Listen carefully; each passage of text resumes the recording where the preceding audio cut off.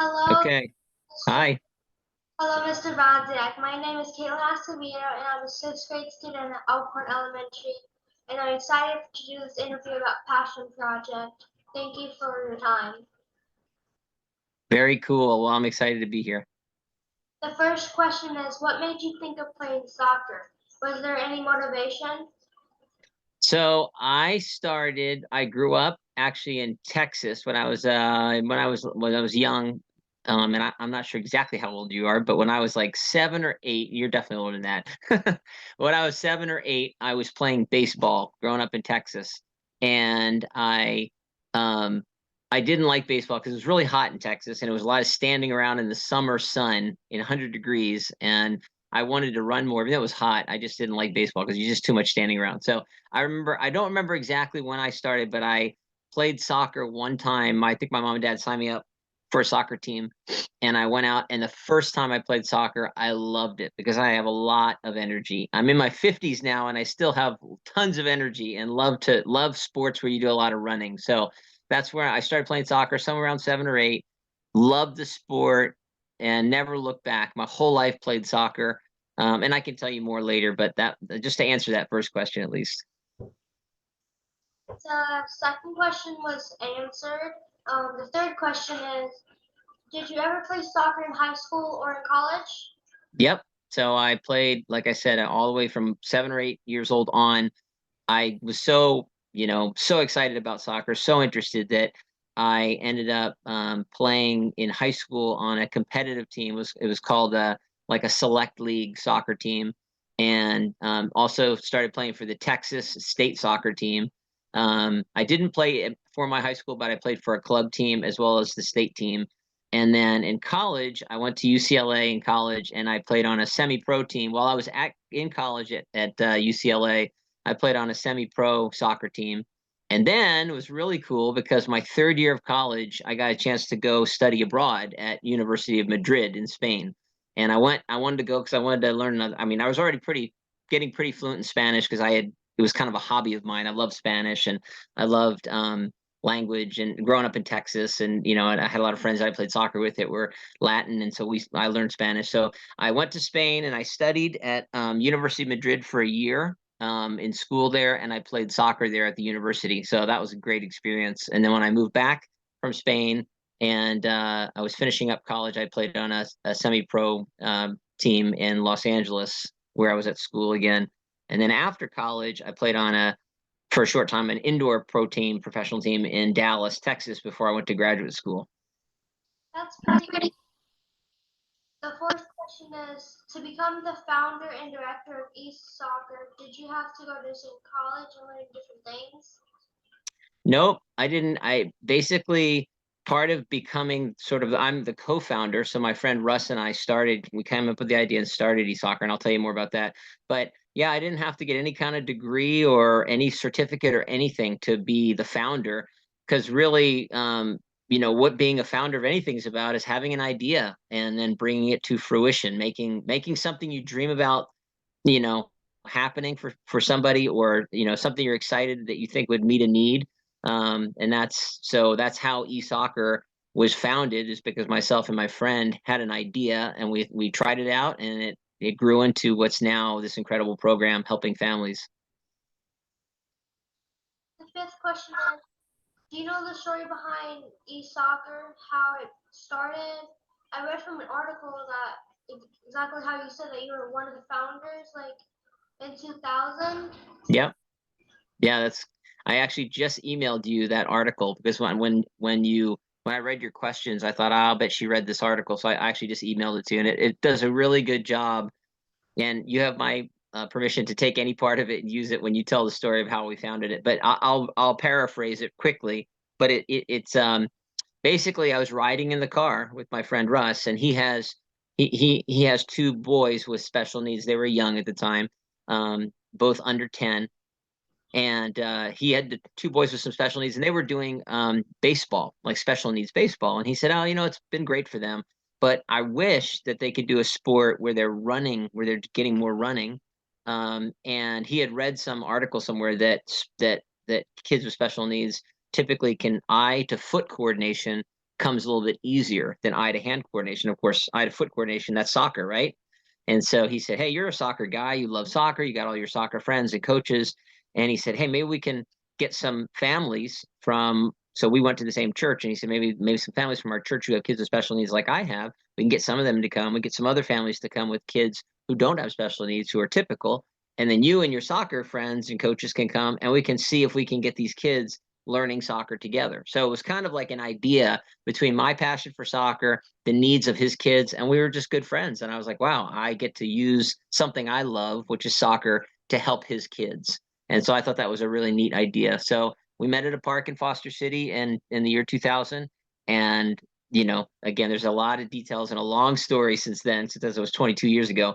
But that's where it started. It wasn't even supposed to be a program or anything. We were just starting in the park with some friends and families, and it's now grown organically into this incredible program. It's not only soccer, but a bunch of other sports, which I know that's one of your questions coming up. The second question is, what were the steps you took? Sorry, I missed what was the question again? What were the steps you took to start the program? Oh, okay. So that was a good question. I saw your question earlier and I was like, what would I say are the steps? So to make it simple, I would say step one was literally just, you know, having the idea of inclusion, of including typical kids and kids with special needs together to learn soccer together, so that the kids that were typical could help the kids with special needs, so that they could learn sports and have friendships with not only other special needs kids, but kids that are typical. And then for the typical kids to have an opportunity to serve, to help these other kids that had some challenges, to learn leadership, to, you know, and all that. And so that was that idea. I think that was the genesis for us of something we thought this could be really cool for not only families with special needs kids, but also with kids that are typical, to work together. And so, I mean, step one was just, you know, rallying families with typical kids, special needs kids, and me getting the coaches. That was the first step, you know, finding a field, getting out there. And then I think the steps from there, it kind of grew. We decided to keep doing it week after week. We did it for a couple of weeks, and people in the neighborhood would walk by and go, hey, what are you guys doing out there? And we said, well, this is what we're doing. And families who walked by and heard what we were doing were like, oh, we know a family that has some kids with special needs down the street. Can we invite them? We said, sure, have them come on over. So they came, and then that happened, and more families came. And those families who had kids with special needs had lots of the community here in the Bay Area. The families with special needs kids, they're very connected. So when they found something happening in their neighborhood that was really cool and that no other sports programs were doing, they started talking to their other friends around the Bay Area about it. And so suddenly we had families coming from all around the Bay Area to Foster City, to our park, just to learn to do this e-soccer, which we didn't even call it e-soccer at the time. It was just, we were, you know, doing something to help these kids in the park. And so it grew that way. And then eventually, obviously, we started learning, okay, we're going to have to learn more. We've got more and more kids coming who have special needs. We have to learn how to help the typical kids help their counterpart, the other kids with special needs. We have to help the coaches learn how to adapt typical soccer drills to help the kids with Down syndrome, autism, kids on the spectrum of autism to ADD, ADHD. So we started, you know, over time thinking, okay, we're going to do some training, we're going to do some learning.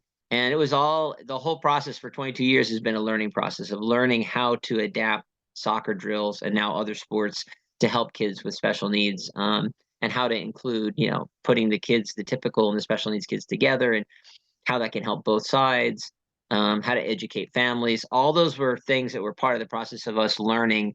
And of course, as that happened and the program grew bigger, we expanded from one program in Foster City to multiple locations on the West Bay of the Bay Area. And then we started one on the East Bay in Pleasanton. That was our first one. And then that one grew so big that we started ones north and south of there, so that we have them up and down the East Bay. And eventually, one day we reached Modesto out near, I don't know exactly where you guys live, but I remember when we started Modesto e-soccer, and then we had Riverbank e-hoops, which is another one of our programs. So that's kind of, you know, in short, how 22 years later now we have, you know, programs all over the place, different sports. But I don't think we ever, and maybe this is back to your question, your original question, I don't think we ever in our minds went, hey, what are the steps? I actually now have a document that says the steps of how to start a program. I'll send that to you so you can kind of see what what we give people when they say, hey, if we want to start our own esports program, what are the steps? I have something now that has those detailed steps, but hopefully what I'm telling you is more inspiring, and it's more the story behind the specific steps. So that's it. The next question is, what motivated you to help special needs kids? So that one's a simple answer, and it's back to my story I told you about riding in the car with my friend Russ. I didn't have kids when this started. I was a young married guy. My wife and I did not have kids, and yeah, I think we've been married about 4 years at the time. Yep, 96, so 4 years. No kids yet, but I knew my friend's kids. I had not spent a lot of time with them, but I knew the challenges they had, and I could see my friend was like, man, I really wish that it was an opportunity for my kids to have friendships with other typical kids in addition to special needs kids in the programs that he was in already. And I remember just thinking, wow, I love soccer. I would love to figure out how I can use my love for soccer to help your kids. So that was so friendship. My answer when people ask me this was it was just a friendship. Was a friend who had kids that had a need, and I saw, wow, I have a talent and a passion in an area that can help them. And then from then, now I love it. Now I love, I love. I've got my own kids, and they're part of the program, and that's another story. Hopefully, we can cover in another one of your questions, one of your many questions. But no, yeah. So now my boys are a big part of it and all that, but we'll get to that. The eighth question is there any motivation that helps you to continue ESoccer? Motivation to what about continuing? Yes. I missed that. Sorry, the volume was a little bit off. Repeat the question one more time. Is there any motivation that helps you to continue ESoccer? Oh, yeah. I mean, it's kind of like the best way I can describe it is like a snowball effect, right? When a snowball rolls, it just gets bigger and bigger, and you just gets, it gets harder to stop. So I can never foresee eSoccer not continuing because, I mean, it's just such a snowball of incredible stories of families' lives changed, kids' lives changed by the friendships and the opportunities that kids get to have. I mean, like I said, I don't have time to tell the stories, but there's so many. I mean, literally yesterday I was on the e-soccer field at our e-soccer program in Sunnyvale and talking to a parent who the week before was in tears because she was like, "Man, my daughter has never done sports. Her daughter has cerebral palsy and has never done sports and was afraid to try to have her daughter be a part of any sport program." Came out and is like put her walker aside, like she kind of needs a walker to balance, but she kind of connected on to one of the e-soccer coaches, who's a girl who's grown up in our program and now is a soccer player at Foothill College, and she is an awesome coach, and she's a young lady, and this girl is 13 years old with cerebral palsy, and she's out there running on her own now after 3 weeks being out there. And the mom was in tears, taking video, going, "I can't believe my daughter is having this opportunity and is out here learning soccer and has this friendship with Bella, her coach, this girl who's awesome." And so, I mean, really, what else can I say except, there's a brief story of why I can't imagine this not continuing. When I talk to a parent like that every single weekend, and, even now I've started getting emotional just talking about it. So, I mean, it's, you see how much value it has for these parents and for these kids and their friendships. So, yeah, um, never a question of motivation to keep it going. It's kind of, I always feel like I get a lot more back from being a part of it and serving in it and helping build it and run it and do all the things we do. I get way more. I feel like I get more out of it, or I get as much as any parent or kid gets, because of the inspiration of watching it help kids and families, have hope and build these amazing, friendships and learn sports and all that. The next question is ESoccer or another helping special needs kids your passion? Yep, absolutely. I probably used that word already about 5 times, right, in what I've talked about. So yes, I'm definitely. I mean, I grew up passionate about soccer. Now I'm very passionate, not just about e-soccer, but it's cool because I like sports in general. But I'm very passionate about all of our esports. And here in Sunnyvale, we have at the same field we do soccer. We just started a pilot program on football, like American football, e-football, which is really cool. But we have soccer, football, basketball, and fitness all going at the same park at the same time every Saturday, and I love it. I mean, I love seeing the families, the kids. Doesn't matter the sport because I feel like all the sports. And again, I know we have a question coming about different sports, but it's just the concept of kids learning together and building the friendships and the parents being able to see their kids succeed and enjoy sports and stuff. I mean, it's yeah. I grew up very passionate about soccer and obviously wanting to play college soccer or pro soccer and all that, but this goes far beyond because it's it's far beyond just being able to go and win a soccer game, right? Or be great at a sport. It's helping other people. Is there a specific type of special kids who you like to work with, like how they act or behave? When I went to volunteer for ESoccer, it felt good to help them, and it was a wonderful experience. Yeah. Yeah, no, for me, I can't say there's really one type of kid that I like to work with more than another.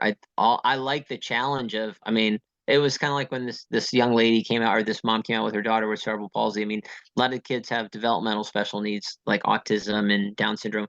This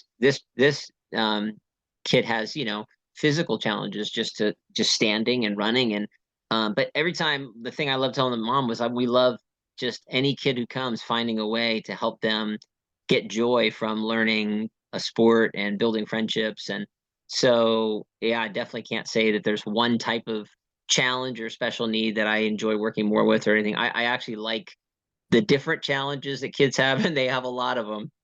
My boys included, right? All our kids, and you'll know this one day yourself when you have your own kids. But all kids have their different types of challenges and needs and all that, and it's kind of fun sort of unlocking how to help kids with whatever different special needs they come to ESoccer with. So yeah.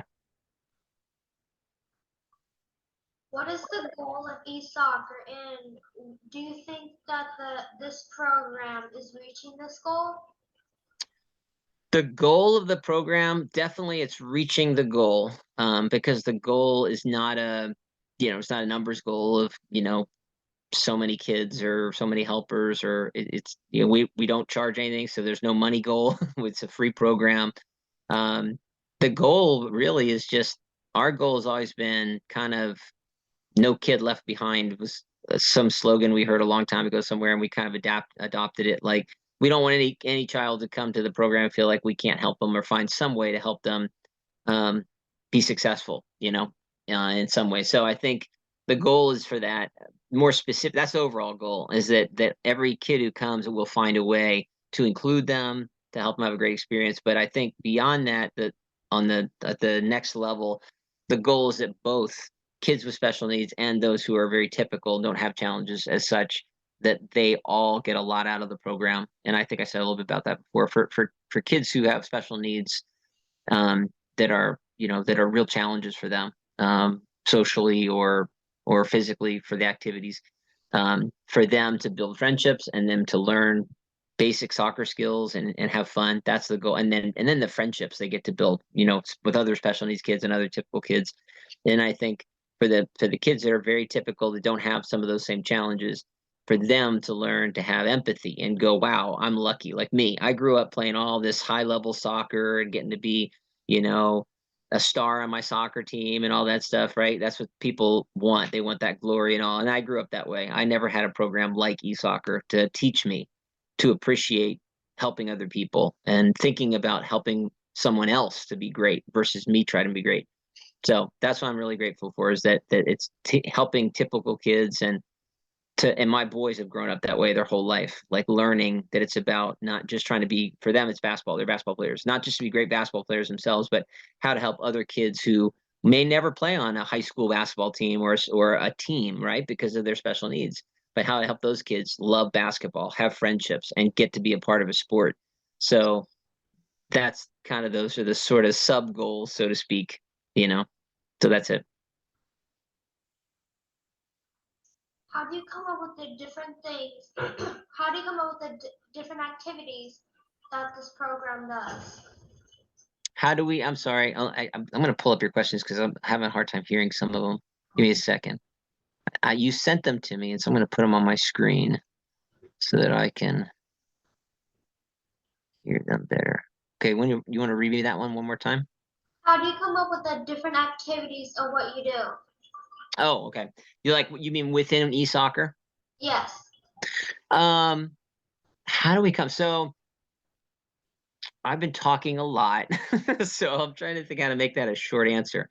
So what we did was basically, in short, knowing soccer as I've grown up, playing and knowing it for many years, what we did was we basically looked at different typical soccer drills and skills drills, activities and skills for kids at different ages who are learning soccer. Just for like when I was growing up learning soccer as a kid, with a very typical kid just trying to learn to become a good soccer player.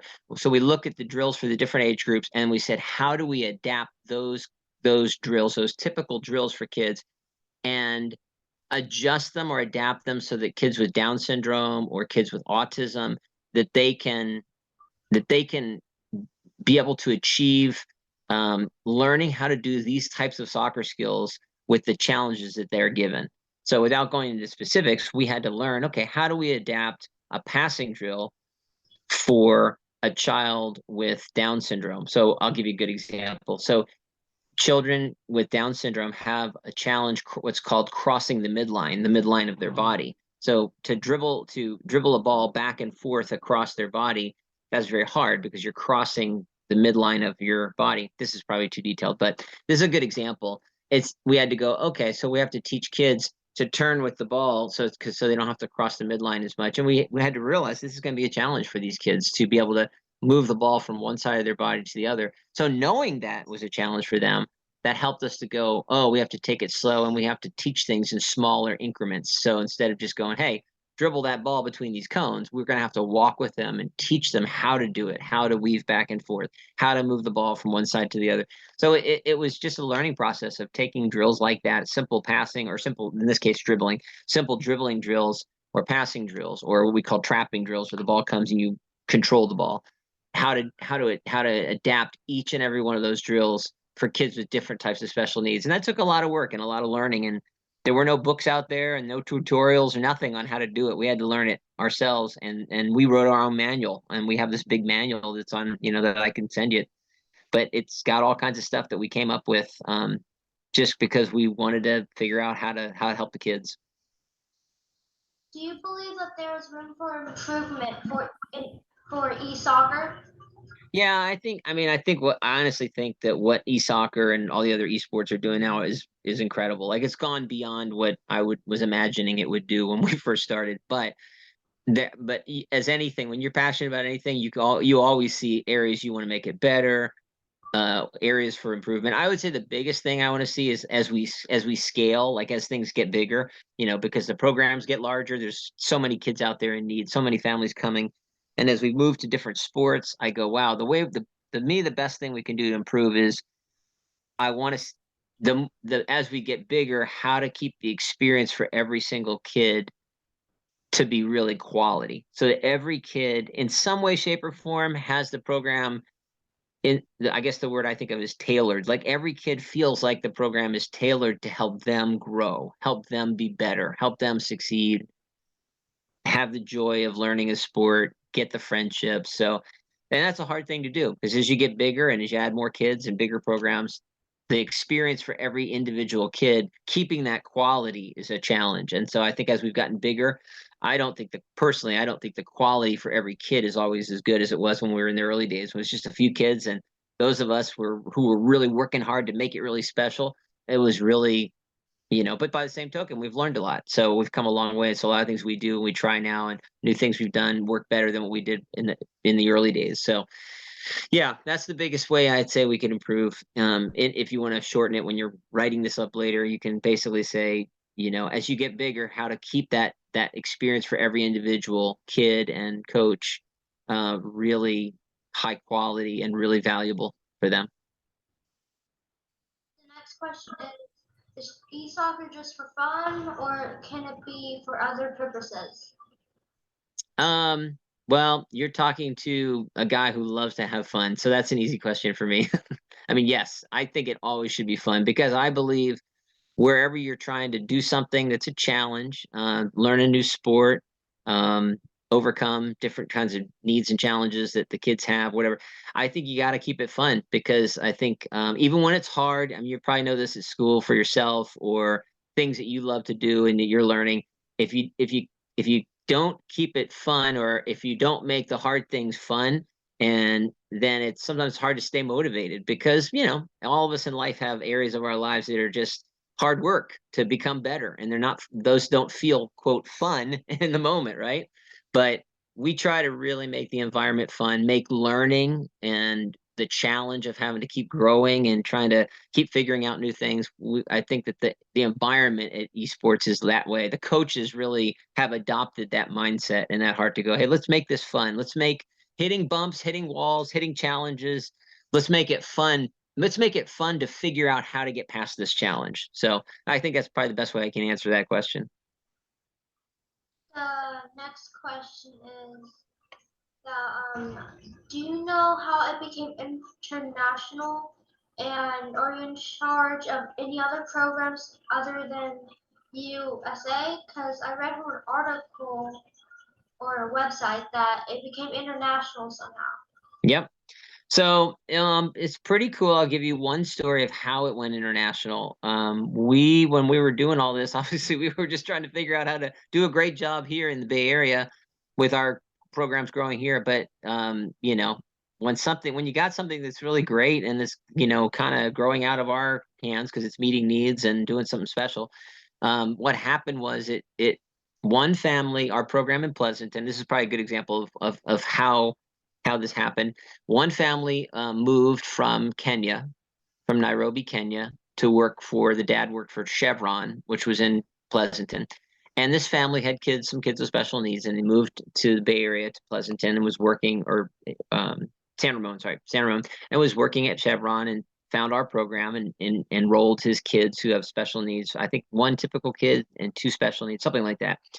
And they were in our program, and this family was blown away. They were like, wow, our kids are thriving. They're doing this is an amazing program. It's helping them. And they had a child very typical, plus one or two kids that had special needs in it. And they were like, this is amazing. All my kids are enjoying it and it's great for all of them. And I remember him saying, we talked at ESoccer one day and he was like, oh, I wish we had stuff like this in Kenya. We don't have any programs for kids like this where we're from. And I said, wow, that's awesome. That's amazing. I wish we could help in some way. And he said, you know what? I'm going to go back to Kenya and I'm going to talk to Chevron and I'm going to see if they'll help sponsor us to start this in Nairobi, Kenya. And sure enough, without telling you all the other details of the story, in the next year or two, we had a program starting and we sent a team over there of people to help them launch it and start it. And so that's how we had a program in Nairobi, Kenya for a bunch of years. And then, so that's the way that there and in India, programs started that same way through relationships with people who saw the value of the program for their family. And they were like, wow, we want to start this somewhere else where we have, where we know it's needed. So to date, we've had programs in India, in Kenya. I used Facebook Live, doing training over Facebook Live to start a program in China 3 or 4 years ago. So there's one in Dongguan, China. We started them in big one in Philippines, Manila, Philippines. They now have all kinds of sports. They don't just do soccer; they do different sports. But yeah, so we're definitely international, and it wasn't something we said. Kind of like the way we started eSoccer. It wasn't like we said, "Hey, let's go international and do all this stuff." It was kind of like relationships and people saying, "Hey, we need this." And we said, well, how can we help you do it? And so that's how it's gone to different places. The final question is there anything more that you would like to share or anything that you would like to ask? Gosh, that's a long answer, and I've already talked a lot. What else would I like to say? Well, I didn't get to talk enough about the different programs, but I will say that it's been really fun over the years, starting with soccer. Never when we were at the beginning where we were thinking, oh, let's do soccer and then let's do these other sports. But over the years, we started basketball. We started martial arts. So we have karate, taekwondo programs. We started a fitness program and we started dance. And now, just 6 weeks ago, 5 weeks ago, we launched the pilot of eFootball, American football, where they're learning to pass and catch and run and and not no contact, no tackling, none of that. We're not doing that because that wouldn't work with the kids. But and it's been a huge hit. And what we've learned is you can adapt this philosophy of inclusion, this philosophy of adjusting drills and typical kids and kids with special needs working together, learning together, participating alongside each other. It can be adapted to any sport. And so, sky's the limit. And I'll end with this. And so we do have all those programs. And so it's always kind of like, okay, what's next? What's gonna roll out next? But I will say in closing that to me, one of the most incredible things I've gotten to watch since I started this was my kids were born in 2000 and 2002. Or no, wait, 2002 and 2004. And so this was we were early in the program. And since my boys, who are now 18 and 20, since my boys were born, they have been going with my wife, Christy, and I to the soccer field, ESoccer field, in a baby carriage or a stroller or something their whole life. Then they grew up playing ESoccer with the program, right? Because we went as a family when we did it every day. And then at one point, my son was like, oh, my older son, Brad, was like, I don't like soccer. I don't want to do ESoccer. So he would just come to the park and he would kind of play. We were like, okay, well, we do this as a family. So you're going to go, but you don't have to do soccer. You can play or whatever. My other son did soccer, Cameron. He liked it. So he kept doing it. But then when we opened up eHoops, it was around a time, which is eBasketball. It was a time where he was just starting to play some basketball with friends, and he really kind of latched onto basketball the way I had latched onto soccer. And so he got really involved in our new eHoops program. And then his younger brother, Cameron, saw him enjoying eHoops. He said, I'm going over there with Brandon. So they both went and did eHoops. And now, fast forward, that was, when we started doing eHoops, I don't know, a bunch of years ago now, when they were young. So now my two boys run the basketball program here in Sunnyvale. So my younger son's a freshman in college at San Jose State, and my older son's a third year at West Valley College, about to go into San Jose State in the spring. And they love it. Like we go out there all as a family. I'm out on the ESoccer field. They're over on the eHoops court. And so it's so cool to me to see my two college kids running the basketball program for kids. And my older son, Brandon, he has some special needs himself. He's pretty moderate functioning ADHD, but it helped him. So a program that I started building in the year 2000 would one day help my own son who has some special needs. And now he helps run the program, the basketball program, and they love it. My boys love going out there on Saturdays, helping the kids, telling their story. And as you probably know too, over the years, because of what we've been doing is so unique, the San Jose Earthquakes wanted us to get involved with them. So we do all kinds of stuff with the San Jose Earthquakes. And then the Warriors actually reached out to me and said, hey, we want to get involved with what you do. And so now we do halftime shows at the Warriors games. And I just think what we're doing, because it's inclusion and it's typical kids and kids with special needs working together, and the impact it's having is, it's really cool. But I did want to end with that piece, just how special it is for me as a dad to see my boys have the same passion, using their love for basketball now to give back and help the kids around them. So that's it. Thank you. That was very nice of you to do this interview with me. Yeah. Hey, what shirt do you have on? I'm trying to see what's on your shirt. Wildcats, my school shirt. Oh, nice. Wildcats. What's it? What school is that? Elkhorn Elementary. Elkhorn. And where do you guys live now? What city are you in? We live in Stockton. Oh, you're in Stockton. Okay, cool. Yep, I've been out there different times, and yeah, I love it out there. It gets hot there in the summer though, so it reminds me of Texas. I'm at a Gates school. Oh, cool. So that's why you're doing your projects. And that is why I'm doing like interviews and this Gotcha. project. Well, sorry, it was such a long interview. I'm a talker. Your mom